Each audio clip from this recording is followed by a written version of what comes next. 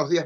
Bienvenidos todos a este su espacio. La Fuerza de la Unión, una tribuna abierta a la sociedad democrática venezolana para compartir con todos ustedes, más allá de cualquier distingo puntual, partidista o ideológico, la angustia, la preocupación, la justa indignación que puede estar ocurriendo en nuestro país y también la certeza, la confianza, la esperanza de que trabajando juntos, de que remando unidos en la misma dirección, seremos capaces de construir la Venezuela de trabajo y de respeto, la Venezuela con alimentos y con medicinas, la Venezuela con democracia y con libertad, que todos necesitamos y que ciertamente todos merecemos. Amigos, hoy, por supuesto, las primeras planas de los periódicos que sobreviven y de buena parte de los portales electrónicos dentro y fuera de nuestro país están referidas a el tema de la ayuda humanitaria y de la insólita posibilidad de que el gobierno que creó la emergencia humanitaria impida el ingreso de esos recursos a nuestro país. Este es un tema extremadamente complejo, sobre todo, si lo vemos no desde la perspectiva del discurso político, sino desde la perspectiva del dolor de la gente, de la realidad de la gente. Miren, yo quiero simplemente, antes de iniciar en firme el programa de hoy, quiero hablarles de un joven llamado Enrique León. Enrique León era un muchacho, un hombre muy joven, habitante de la parroquia La Vega, que nos acompañó no en decenas, en centenares de recorridos por los barrios. Allí donde el recorrido no era en la autopista Francisco Fajardo o en la avenida Francisco de Miranda, no. Cuando el recorrido era en una estrecha callejuela, en un callejón, en una escalera. Es más, en sitios donde no había ni escalera, ni callejón, ni nada, sino cerro pelado. Bueno, allí estaba Enrique León, de primero. Por allí no cabía ningún camión de sonido, por allí no cabía ninguna unidad móvil, no. Pero estaba de primero Enrique León, con un humilde megáfono en la mano. Y Enrique León, disculpen, era prácticamente un mitin que caminaba. Él no es que animaba el recorrido, no. Él iba de manera incansable explicándole a la gente qué estábamos haciendo allí, cuál era el sentido de la presencia de quien allí se encontraba, planteando, explicando, proponiendo, demandando, dándole la palabra muy a menudo a las personas del lugar. Ponía en sus manos el megáfono para que dijeran su verdad. Ese fue Enrique León. Enrique León murió anteayer, murió el sábado 9. Murió de un paro respiratorio, murió de una dolencia que en realidad se llamaba hambre. El hambre lo debilitó, por eso lo agarró una enfermedad que en cualquier momento pudo haber sido curada con el tratamiento a la mano, pero es que tampoco había tratamiento, ¿entiendes? Y Enrique León, ese venezolano incansable, murió. Eso fue el sábado 9, ¿saben? Pero ayer, domingo 10, tuvimos conocimiento de que otro venezolano con características muy similares, un joven venezolano, trabajador del Metro de Caracas. Ustedes recuerdan que hace nada el señor Mauro Moros hizo un show publicitario en las instalaciones del Metro de Caracas, en el patio de los trenes allá en Propatria, que sacó a los trabajadores de verdad del metro porque ni siquiera confía en ellos, los sacó a todos y metió un gentío disfrazado de trabajadores del metro y habló de que iba a crear la Universidad del Transporte. ¿Recuerdan esa ridiculez? Bueno, sigamos hablando del Metro de Caracas. El operador en servicio de protección, Edward Rodríguez, adscrito a la línea 3 del Metro de Caracas, falleció ayer 10 en el Hospital Clínico Universitario. Falleció de una gripe que se le complicó y se le transformó en una infección respiratoria y no había los antibióticos con que asistirlo, con que socorrerlo. Estamos hablando de eso, pues. Estamos hablando de esa circunstancia terrible. Estamos hablando de venezolanos que mueren de enfermedad o de mengua. en todo caso, están muriendo de madurismo. Vamos a decirlo con absoluta precisión. Esa es la enfermedad. Porque el madurismo primero lo somete al hambre, nos somete al hambre. Y el hambre debilita, el hambre erosiona, el hambre destruye la posibilidad del cuerpo humano de responder a las amenazas del entorno. Eso hace el hambre.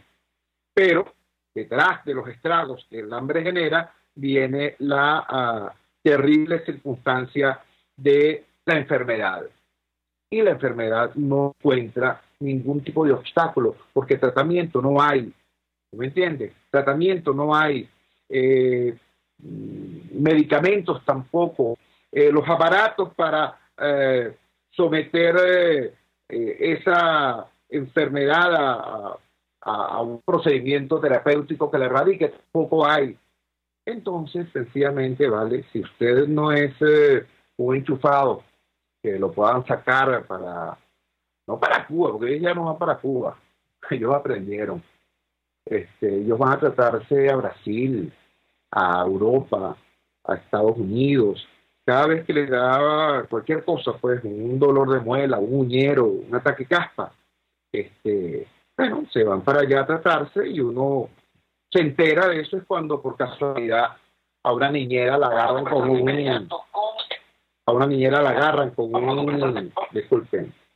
un revólver en el equipaje. Entonces los detienen y uno se entera pues de que estaban allá en ese tipo de diligencias. Perdonen el tono, pero no estoy hablando de un problema político en abstracto. Estoy hablando concretamente de la muerte de seres que uno conoció, que uno respetó, que formaban parte del entorno cercano y, repito, murieron. La enfermedad, el nombre real de esa enfermedad es madurismo. Vamos a escuchar de inmediato una entrevista que hicimos ahora más temprana con el abogado penalista Jesús Loreto, porque estoy seguro que ustedes al escuchar esto que les estoy refiriendo dirán, ajá, ¿y qué le debe pasar a los culpables de una situación así? Escuchemos entonces, repito, la entrevista que le hicimos al abogado penalista Jesús Loreto. Vamos a comenzar de inmediato con el abogado Jesús Alejandro Loreto. Jesús Alejandro Loreto es abogado penalista, es colaborador en importantes portales como Runrunes y ProDaVinci y tiene una visión muy interesante acerca de lo que son las potenciales consecuencias jurídicas, incluso penales, en caso de que se obstaculice el ingreso de ayuda humanitaria. Este tema que se ha transformado, digamos, en el centro de la diatriba política en Venezuela. Jesús, gracias por atender nuestra llamada madrugadora. Danos, por favor, una síntesis de este planteamiento que pusiste de manera tan didáctica en ProDaVinci. Te escuchamos. Buenos días, Chugo. Muchas gracias por tu llamada y buenos días al resto de tu audiencia. Mira, el planteamiento surge del impacto que tuvo para mí ver las fotografías que fueron difundidas a nivel mundial, en las que puede verse a los puentes que unen el territorio colombiano con el venezolano, donde claramente se veía cómo se impide el tráfico, el libre tránsito vehicular de un territorio a otro.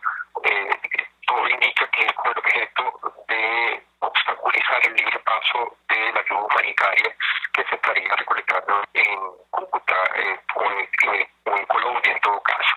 El planteamiento es un poco parte de una noción quizás un poco compleja para los que no son abogados e incluso para algunos, pero la verdad hay que decirlo que no es tan sencillo.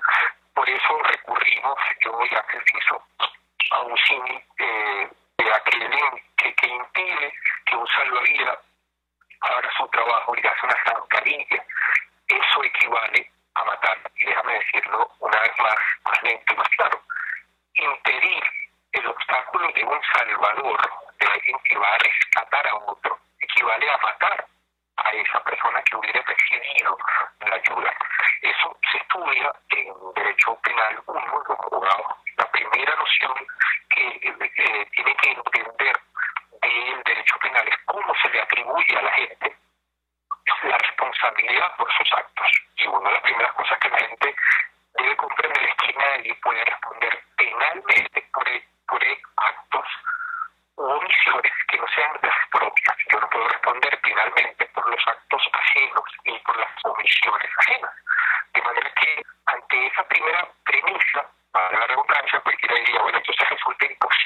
alguien sea condenado o juzgado penalmente por impedir que otro ayude. En Venezuela creo que nadie puede cuestionar, y nadie lo hace en realidad, que hay un montón de gente muriendo de hambre, de mengua, por falta de medicamentos o alimentos. Sin embargo, hay un grupo de gente que, habiendo reconocido esa situación, ha decidido ayudar, ha decidido salvar a Venezuela.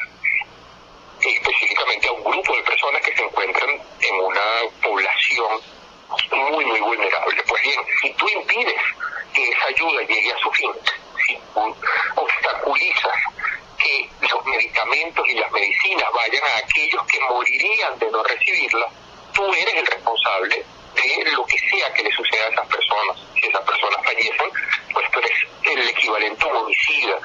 Si esas personas resultan lesionadas de por vida, tú eres responsable por el delito de lesiones. Pero eso no es solamente así respecto de los daños que se causan. Una de las cosas que decíamos en ese artículo de Pro Da Vinci es que el solo hecho de obstaculizar una vía y poner en riesgo la vida de las personas también es un delito.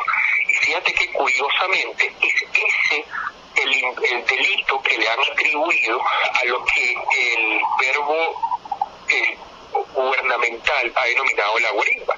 Cuando han querido criminalizar la libre manifestación o el libre ejercicio de los derechos civiles y políticos, específicamente el derecho a manifestar pacíficamente, le han atribuido ese delito, el de obstaculizar una vía e impedir que otro llegue a una clínica, de que los médicos lleguen a hacer su trabajo, de que los alimentos lleguen a su fin. Pues bien, en este caso, hoy día no hay duda alguna de que hay un montón de gente dentro de Venezuela que no tiene con qué curarse o no tiene que comer.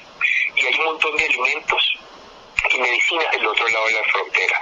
La manera como esas personas que tienen hambre o que tienen algún padecimiento médico se curan es teniendo acceso a esos medicamentos y a esos alimentos que están en Colombia. Si tú impides, si tú obstaculizas, si tú interrumpes el paso para acceder a medicinas y alimentos, tú eres el responsable de los daños que ocurren. Eso, hay un antecedente histórico muy crudo, muy duro, que es el de las dictaduras. Específicamente, la dictadura es el peor horror que ha visto la humanidad en el siglo XX, el holocausto nazi. Cuando hubo que responsabilizar a los responsables del holocausto, esa fórmula inicial que yo te decía, de que tú no puedes juzgar y ni condenar penalmente a alguien que no haya hecho algo, que no haya omitido su deber, se convirtió en un problema. Y hubo un par de autores, alemanes casualmente, que dijeron, bueno, hay que buscar la manera de resolver esto. Y yo te voy a poner ahora un ejemplo. Supongamos que no solamente tú tienes el poder de obstaculizar la vida, sino tú tienes el control sobre quienes dirigen el acontecer diario en esa vía.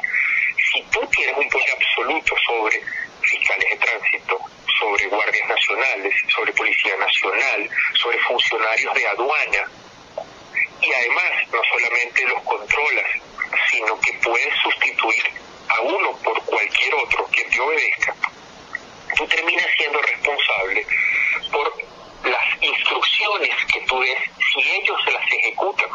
¿A qué me refiero? Si alguien en obediencia a las instrucciones que públicamente han dado Nicolás Maduro, Diosdado Cabello, Freddy Bernal, impide el paso de esas medicinas o esos alimentos, ambos son responsables, el que ejecuta esa orden y el que la dio, aun y cuando no haya sido él quien físicamente impidió el paso de los medicamentos. ¿Por qué? Porque quien está a la cabeza de una estructura de poder y la domina, tiene a su dominio cientos, sino decenas de funcionarios, y escogerá a aquel que le obedezca. Y además, esos funcionarios están sometidos a riesgos, a sanciones, a una amenaza constante de no ejecutar la orden, pero también son responsables cada uno de esos funcionarios de aduana, de tránsito, del ejército, de la Guardia Nacional, que interrumpan ese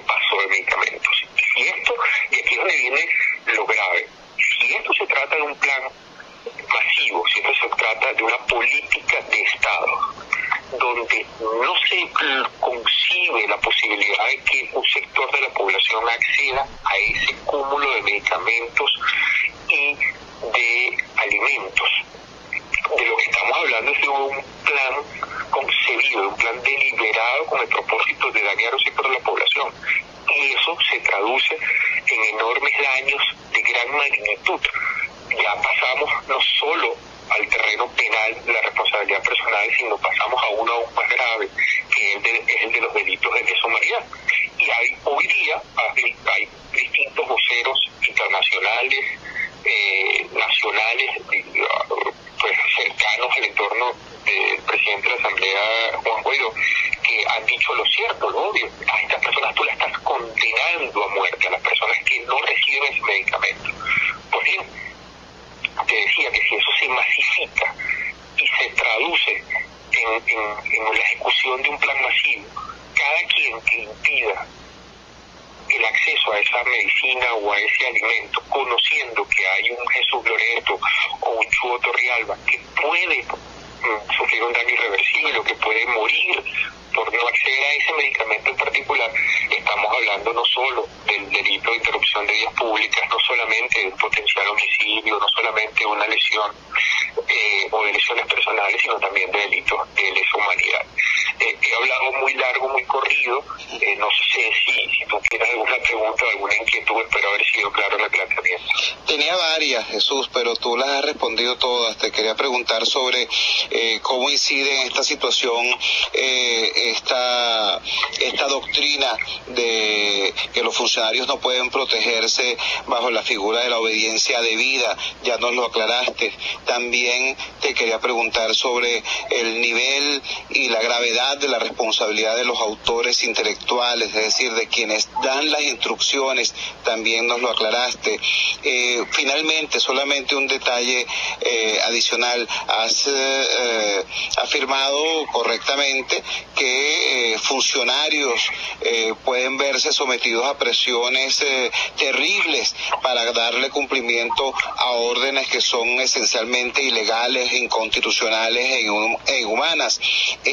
¿De qué manera correlacionar esa realidad con el planteamiento hecho por la Asamblea Nacional y por el presidente de ese cuerpo y presidente encargado, Juan Guaidó, a propósito de la ley de amnistía? ¿De qué manera la ley de amnistía podría ser una suerte de paraguas que de alguna manera de protección a los funcionarios que puedan negarse a cumplir esas órdenes ilegales, a los funcionarios que quieran negarse a guarimbiar para evitar el acceso de los venezolanos a esos alimentos y a esas medicinas?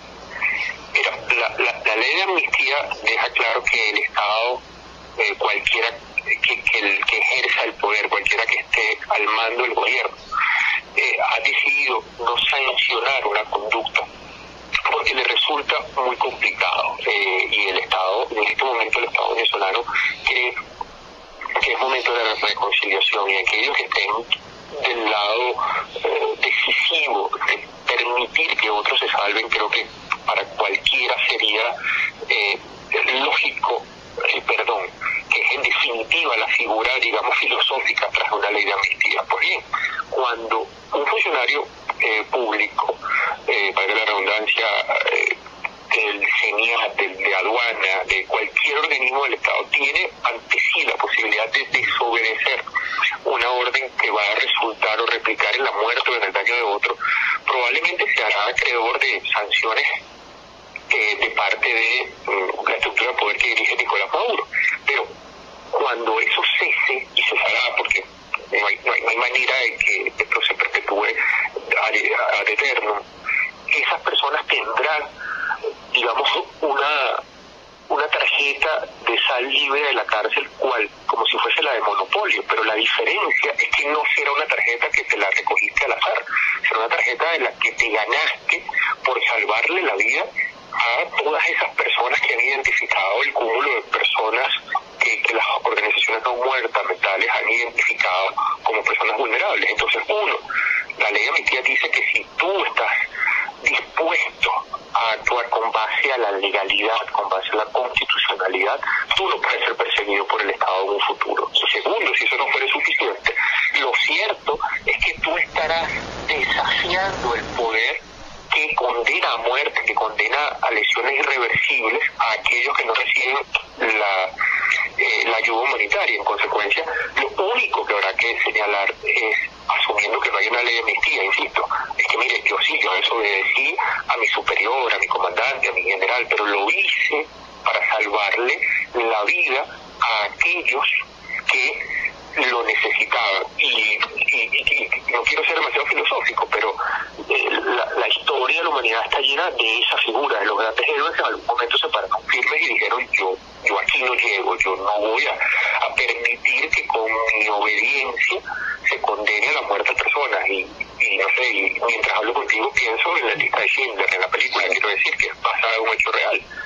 Pues esta teoría de la que yo me estoy refiriendo tiene su origen en el análisis doctrinal, jurídico, penal de la responsabilidad de la cadena de mando en esos graves conflictos, que no solamente son los de la Alemania nazi, son mucho más recientes, como por ejemplo la dictadura de Videla en Argentina, donde no solamente terminaron condenados los militares, sino incluso los jueces y fiscales, que permitieron, por ejemplo, condenar a aquellos funcionarios que desobedecían una orden ilegítima. Y déjame explicarte 30 segundos. Había jueces y fiscales que ante la desobediencia debida de un funcionario que decía, yo no voy a permitir que alguien sea desaparecido, que alguien por su condición de zurdo, de izquierdista, sea, no sé, torturado, desaparecido, asesinado. Yo esa orden no lo obedezco. Pues bien, lo que sucedía durante el gobierno de la Junta Militar en Argentina es que esos funcionarios desobedientes terminaban bajo el yugo de la dictadura, terminaban presos, terminaban sometidos a cualquier cantidad de sanciones. Pues bien, los fiscales y los jueces que ejecutaron esas sanciones a esos valientes oficiales, a esos valientes funcionarios, hoy día están cumpliendo cadena perpetua en Argentina. Y esos son dos ejemplos, uno de nuestro continente reciente, de apenas un par de años, y otro, pues por supuesto, del siglo pasado, a mediados, culminada la Segunda Guerra Mundial. Jesús, le agradecemos grandemente que nos haya regalado estos minutos en esta madrugada del lunes 11 de febrero. Era Jesús Loreto, abogado penalista, autor de importantes trabajos en los portales Runrunes y Prodavinci, y efectivamente una opinión que nutre y orienta el debate público en esta materia tan crucial. Muchas gracias, Jesús. Con gusto, muchas gracias a ti, Joe. Esta fue la entrevista que ahora más temprana le hicimos al abogado penalista Jesús Alejandro Loreto. Como pueden ubicar en los contenidos que este experto desarrolló, no habrá impunidad. Aquí habrá reconciliación, aquí habrá justicia, aquí no habrá venganza, porque los venezolanos no queremos salir de un sectarismo para caer en otro, pero no habrá impunidad. Quien detenga la ayuda humanitaria está perpetrando un crimen. Quien detenga la ayuda humanitaria, quien detenga el socorro, el auxilio a un venezolano en condición vulnerable, está cometiendo un crimen, está perpetrando un crimen, que si es un crimen a gran escala, se transforma entonces en un delito de lesa humanidad. Y atención, los delitos de lesa humanidad no prescriben. Vamos a la siguiente pausa comercial y ya regresamos con muchísimo más de La Fuerza. La fuerza es la unión. Usted escucha Unidad, la fuerza es la unión, con Chuo Torrealba por RCR 750 AM. Puedes seguirnos en nuestras redes sociales. En Twitter, @RCR750, la radio que se ve. En RCR somos vanguardia. Toda la programación de tu RCR también la puedes seguir a través de la internet. Audio y video en tiempo real. Noticias y mucho más. No te pierdas ni un segundo de nuestra programación. No hay excusa ni cadena que valga para que dejes de escucharnos. Ingresa a rcr.tv, la radio que se ve. Pluralidad contigo. Respeto contigo. Responsabilidad contigo. Libertad contigo. Estamos contigo y punto. De lunes a viernes a la 1 de la tarde. Contigo. Solo por RCR 750 AM. Porque lo bueno une. Opinión, ideas en debate. Usted escucha a Chuo Torrealba en Unidad. La fuerza es la unión por RCR. Regresamos a la unión. Estamos escuchando a Jesús Alejandro Loreto, abogado penalista, explicándonos las dimensiones y colectivas de la responsabilidad penal en que incurriría cualquier funcionario, es más, cualquier persona que intente evitar el ingreso de socorro, de auxilio, de ayuda humanitaria para atender a una población carenciada, a una población necesitada. Ahora vamos a ver, ya no en la doctrina, sino en el terreno, qué está ocurriendo. Desde Cúcuta, Colombia, tenemos en línea a una muy joven pero muy valiente y muy profesional periodista venezolana. Rayleigh Luján está sobre el terreno, haciendo, por cierto, unos reportajes, haciendo, por cierto, recabando, por cierto, unos testimonios ciertamente estremecedores. Por eso ha sido objeto de algunas agresiones, algunas limitaciones a su trabajo reporteril. Sin embargo, la verdad se abre paso y Rayleigh Luján también. La tenemos en línea en este momento desde Cúcuta. Rayleigh, gracias por atender nuestra llamada madrugadora. ¿Qué está pasando en Cúcuta en estos momentos a propósito de la ayuda humanitaria para Venezuela? ¿Qué está ocurriendo en Cúcuta y en la frontera? Te escuchamos. Buenos días, Chudo, a ti y a todos los que nos escuchan a esta hora. Muchísimas gracias por el contacto. Bueno, la verdad es que en Cúcuta ha habido bastante movimiento estos días. Ayer sí estuvo un poquito más calmado el día en lo que es la frontera, a pesar de que 40 médicos venezolanos, como todos pudieron haberlo visto a través de las redes sociales, se acercaron al puente Tienditas, donde se mantiene un centro de acopio con todo lo que es la ayuda humanitaria recibida hace apenas unos días. Estos 40 médicos venezolanos se trasladaron desde San Antonio del Táchira, algunos, otros ya residen en Colombia, y ellos exigieron de allí muy puntualmente lo que es el ingreso de la ayuda humanitaria. Asistieron además acompañados con algunos pacientes del Táchira, pacientes renales, otros pacientes con enfermedades crónicas. Fue una actividad bastante emotiva, pero muy puntual. Y así como esta actividad, se han realizado otro tipo de actividades bastante puntuales en la frontera. Varias personas han estado acercando también como para recibir información de lo que va a ser esta ayuda humanitaria, cómo va a ser la distribución, incluso para anotarse en lista.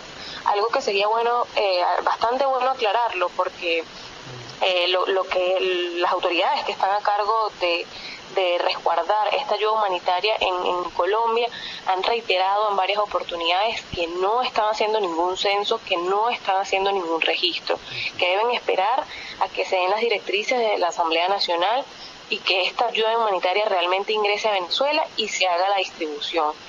La población venezolana, ellos hacen un llamado a la población venezolana a no desesperarse, a esperar de verdad que las autoridades de la Asamblea Nacional en este caso se hagan cargo de esta distribución como debe ser y organizadamente en conjunto con la Iglesia Católica Venezolana. Entonces, bueno, este tipo de actividades, como te venía diciendo, es lo que se está viviendo aquí en Cúcuta.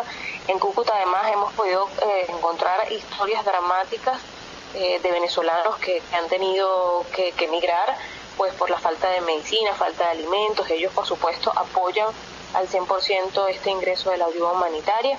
También hemos visto venezolanos pues que van y vienen, cruzan todos los días el puente internacional Simón Bolívar en busca de alimentos, en busca de medicinas de alto costo, por supuesto, que no es que en Colombia sean mucho más económicas, pero al menos se consiguen, al menos son accesibles y pueden llevársela a sus familiares. Eso es lo que estamos viviendo aquí, eso es lo que hemos recogido un grupo de colegas, sobre todo pues esperando ese día el día que llegue y se logre el ingreso de la ayuda humanitaria si es posible.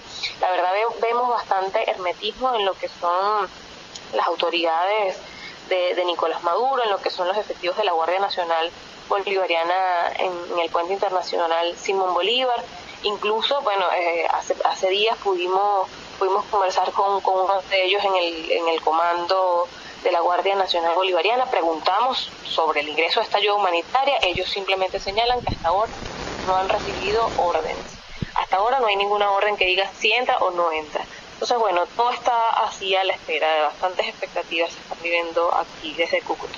Estamos conversando con la periodista venezolana Rayleigh Luján. Ella se encuentra en Cúcuta, Colombia, reportando sobre precisamente esta situación alrededor del tema de la ayuda humanitaria. Rayleigh, se mantiene el bloqueo del puente Las Tienditas, esto que acaba de describir el abogado penalista Jesús Loreto, como una suerte de guarimba, pero oficialista. ¿Se mantiene ese bloqueo? Sí, correcto. En el puente binacional Tienditas siguen estos containers bloqueando el paso. Sin embargo, bueno, en otros cruces fronterizos como es el puente internacional Simón Bolívar, sigue totalmente normal. En el cruce de Boca del Grita también el tránsito sigue normal. Pero bueno, se supone que el puente binacional Tienditas nunca ha sido inaugurado, nunca se ha realizado un paso por allí, pero es el que está trancado por estos containers y bueno, todo está a la espera allí. Rayleigh, pudimos ver en tu cuenta de Twitter algunos testimonios realmente rudos. Recuerdo el de una dama valenciana, es decir, habitante de la ciudad de Valencia, capital del estado Carabobo, que se fue hasta Cúcuta en búsqueda de la ayuda que necesita con urgencia un pariente cercano víctima de cáncer. De todas estas historias que has cubierto, ¿cuál te ha impactado más como profesional y como ser humano?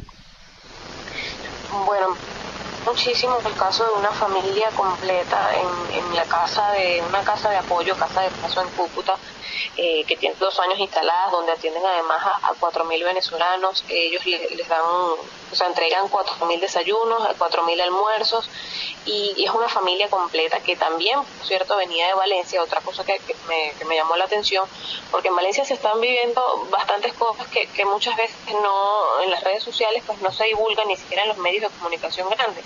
Esta familia viene incluso de una misión vivienda en Valencia. Ellos aquí están viviendo en la calle, tienen apenas 3 semanas, pero están viviendo en la calle, están viviendo en plaza. Es una familia, mamá, papá, 2 niños pequeñitos y la hermana mayor de 19 años. Y bueno, fíjate, la muchacha, la joven mayor, me hablaba de que ella está muy dolida aquí porque vive en la calle. Ella tenía su casa, tenía su escaparate, pero no tenía las 3 comidas diarias, no tenían nada que comer. La Caja Club, les pregunté, porque me parece algo impactante que además vivían en la misión vivienda, pues no las recibían cada 5 meses inclusive. Entonces, bueno, fue bastante impactante ver eso, ver personas que tienen que arrancar su raíz y tienen que dejar su hogar, tienen que dejar su techo, porque eso no es suficiente, porque necesitan al menos una comida diaria y allá no la estaban teniendo. Era bastante difícil porque la madre pues se sentía muy mal, lloraba cada vez que recordaba que no tenía para darle ni un pollo a sus hijos, ni un huevo a sus hijos en la mañana, y es bastante doloroso. Pues aquí han encontrado comida, pero ellos desean regresar a Venezuela, desean regresar a su vida normal y poder llevar a cabo una vida normal acompañados de sus familiares allá. Rayleigh, quisieras referirle a la audiencia cuál fue el impasse, la situación que enfrentaste, porque a través de las redes sociales se pudo conocer, escuchamos y vimos algunos reclamos formulados por el Sindicato Nacional de Trabajadores de la Prensa sobre algunas limitaciones que habrías sufrido tú en el desarrollo de tu labor reporteril allá en la frontera.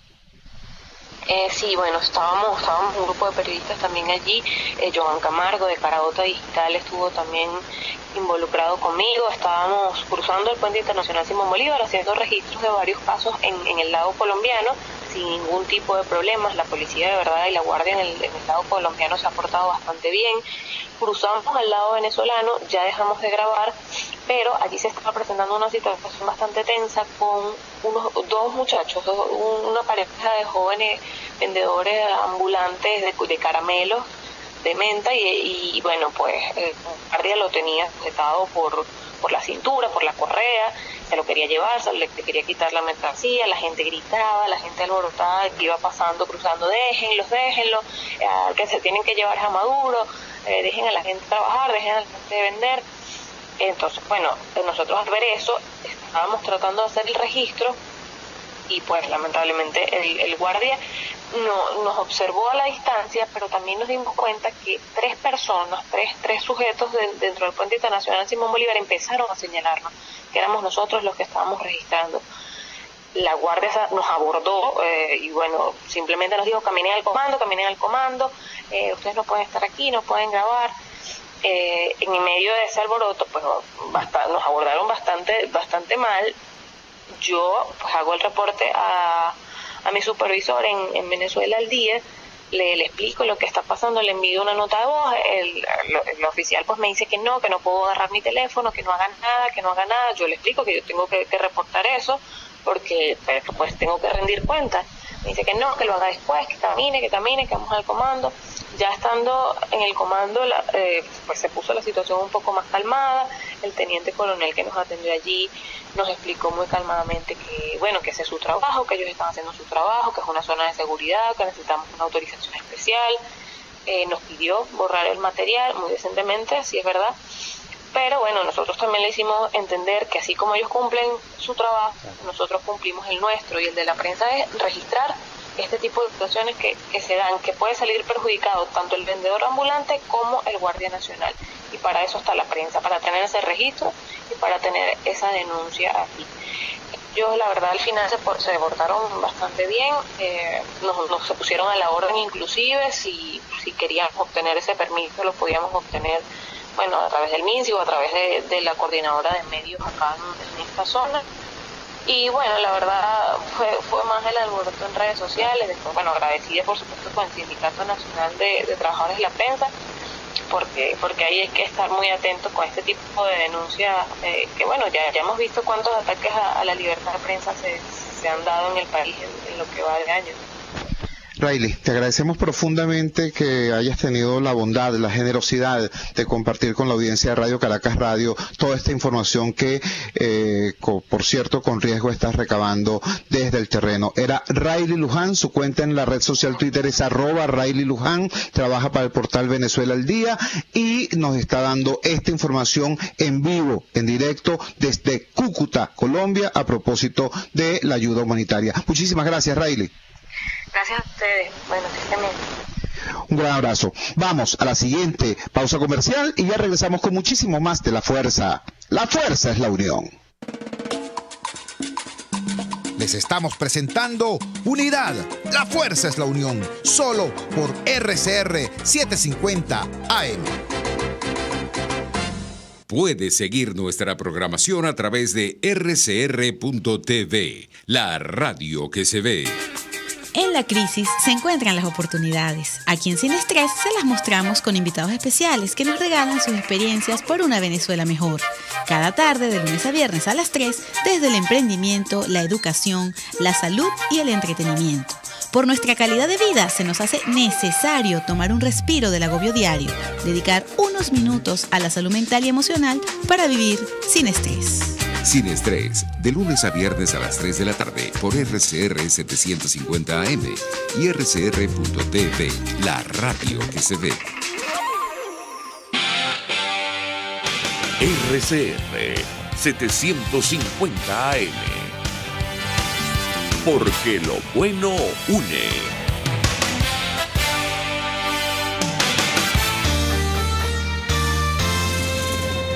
Los temas de actualidad más relevantes son expuestos a la luz de La Linterna. Diego Bautista Urbanica le invita a formar parte de este ameno espacio de charla y análisis con una buena taza de café y al son de buena música. La Linterna, de lunes a viernes, a partir de las 2 de la tarde, por RCR 750 AM.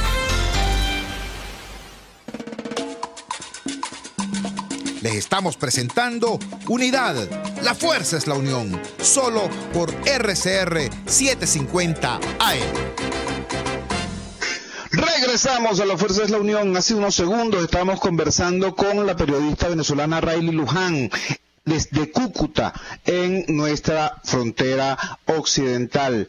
Ahora vamos a conversar con la periodista María Alejandra Pasarela. Ella se encuentra en el estado Bolívar. Ella reside y trabaja, lucha desde el estado Bolívar y ha estado emitiendo unos reportes muy interesantes a propósito de lo que ha ocurrido allá en las cercanías de la frontera con Brasil, donde también hay problemas a propósito del ingreso posible de la ayuda humanitaria. El país se enteró en buena medida gracias a los reportes de María Alejandra Pasarela de que allá no había un puente internacional que pudieran bloquear con contenedores, pero efectivamente autoridades del gobierno que reconoce al señor Mauro Moros intentaron bloquear la vía y al parecer fueron los indígenas de la zona, los indígenas pemones, los que lograron levantar tal bloqueo y transformarlo más bien en una suerte de punto de control. Pero repito, dejemos que sea María Alejandra Pasarela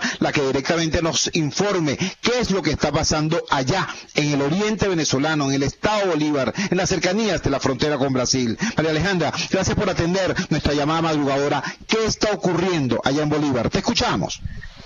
Sí, muy buenos días, Chugo. En el estado Bolívar, nosotros tenemos acá frontera con Brasil. Es una frontera en donde ocurre algo similar a lo que ocurre a través de Cúcuta, donde hay una salida permanente de venezolanos, y además es una frontera bien interesante porque de la localidad La Línea, que es el municipio de Pacaraima de Brasil, que colinda con Santa Elena de Guairén, es de donde se surte todo lo que es, alimentos, todo lo que se necesita pues allí en Santa Elena y gran parte del estado Bolívar. Inclusive acá en Ciudad Bolívar, donde yo me encuentro, que es más o menos, para que la gente que no conoce tenga una idea, una distancia de 12 a 13 horas en carretera, de donde yo me encuentro a Santa Elena de Guairén.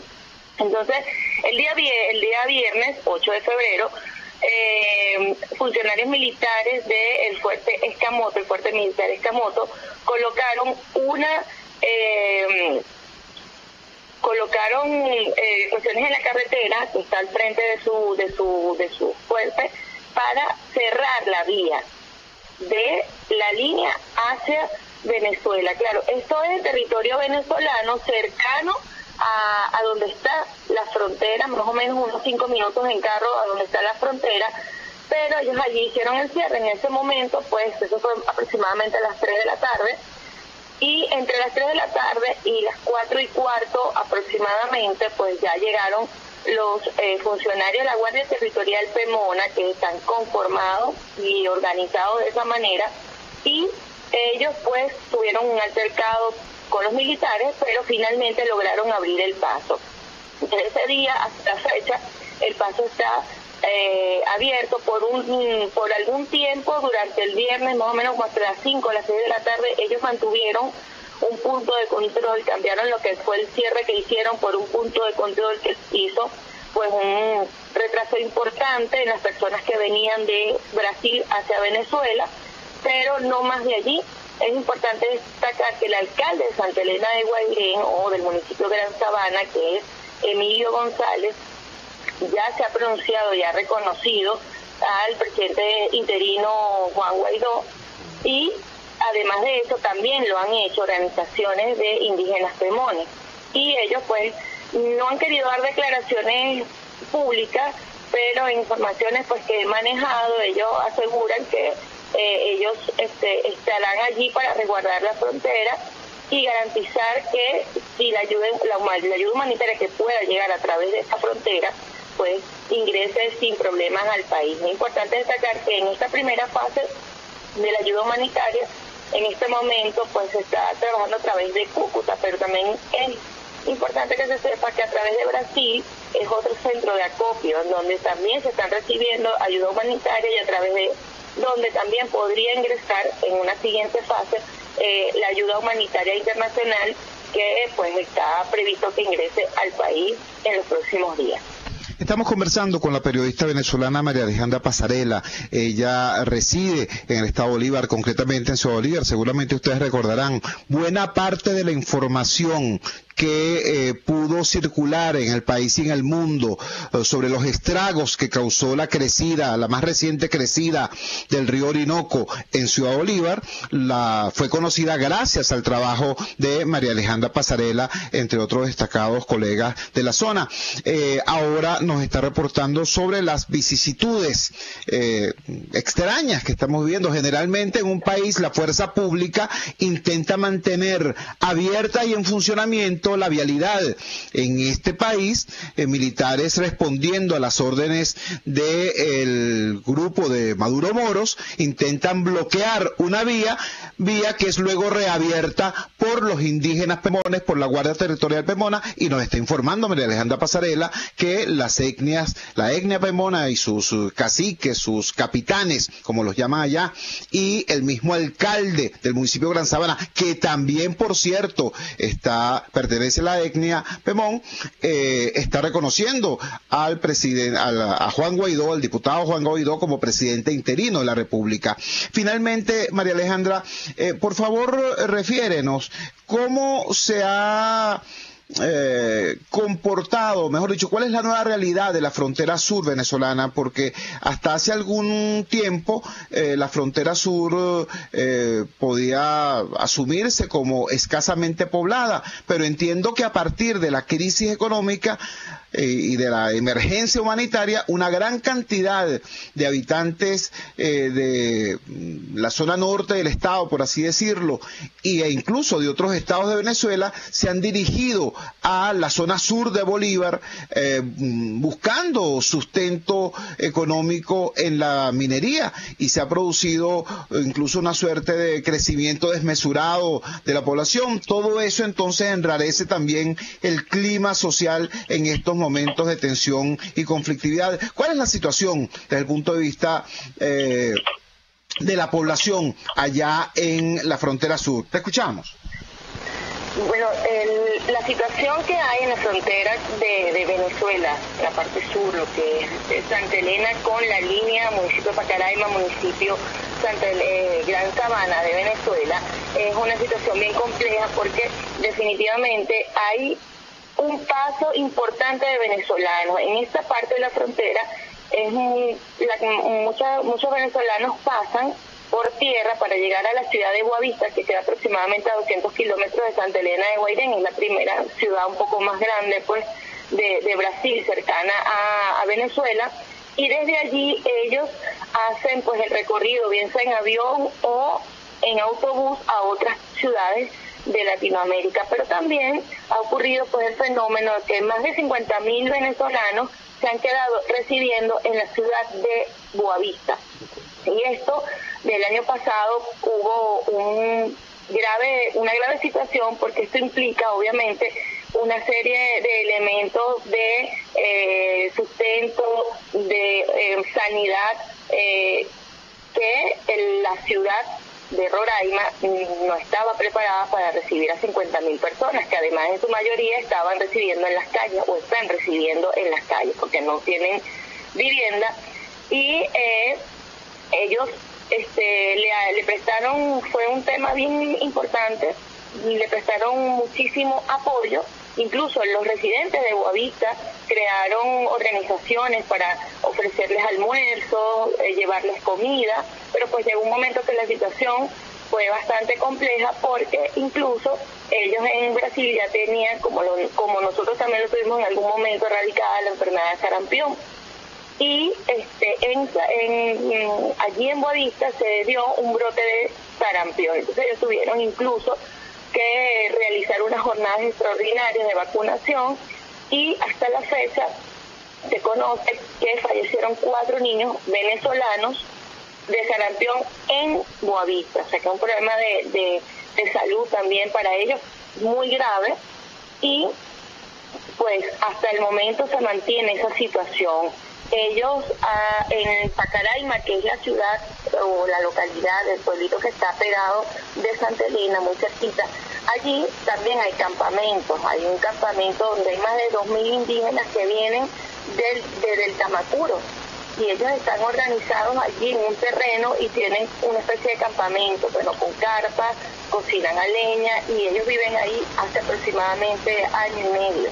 Son unas 500 familias de indígenas que vienen del estado del Tamacuro y están allí. Y todas esas personas son atendidas por el gobierno de Brasil, el gobierno local y el gobierno regional, con atención médica, atención alimenticia, les ofrecen pues lo que ellos necesiten para mantenerse en esas condiciones, sin vivienda, sino que tienen como unos campamentos y bueno, allí ellos viven. Y bueno, uno va a Santa Elena, cruza la línea, que es un trámite más o menos sencillo si solamente vas hasta allí, y los puedes ver y puedes conversar con ellos. Y bueno, ellos dicen que no regresan al país hasta que la situación no cambie, ¿no? Y son cerca de 500 familias indígenas en Pacaraima, sin contar con los más de 50.000 que están en Boavista, que se quedan en Boavista, porque han pasado muchos más que van en tránsito. Claro, pero te agradecemos, María Alejandra. Que se quedan allí en Boavista.